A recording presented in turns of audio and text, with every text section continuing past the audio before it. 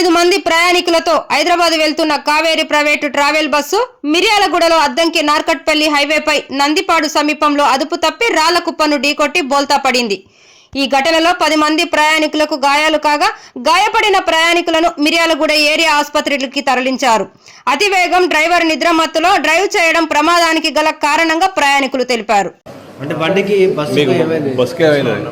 బస్సులు ఉన్నప్పుడు కొద్దిగా 2:40 ఆ మధ్యలో కొద్దిగా మెలకు వచ్చింది. బేసిక్గా మావ అవుతారు నాకు.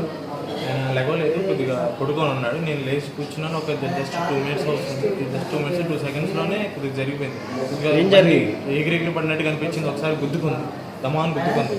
దానివల్ల కింద పడ్డారు. దేని గుద్దుకుంది? సమ్మాన గుద్దుకుంది, వేట గుద్దుకుంది. కింద ముందు గొంతులో ఉంది. గొంతుకి కొద్దిగా ఆ గొంతుకి ఇసుక తీసిన మట్టి ఉంటుంది కదా, అక్కడ ఆ మట్టికి వెళ్ళి గుద్దాడు. పక్కన పంట రాయి కూడా ఉంది, గుద్దాడు. అలా మేము బ్యాక్ సైడ్ లాస్ట్ బెత్తలు పడుకుంటా. డ్రైవర్ నిద్రపోయినట్టున్నాడు. నిద్రపోయినట్టున్నాడు. నేను మళ్ళీ ఇంకా డ్రైవర్ కూడా లేడు.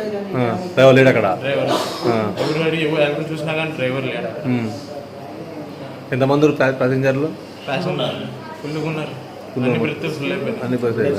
ఎక్కడి నుంచి ఎక్కడికి పోతారు మీరు? మేము ఒంగోలు నుంచి అది బస్సు స్టార్ట్ అయింది. ఒంగోలు నుంచి బస్సు స్టార్ట్ అయింది. మేము మేరమెట్ల బైపాస్ దగ్గర ఎక్కాము.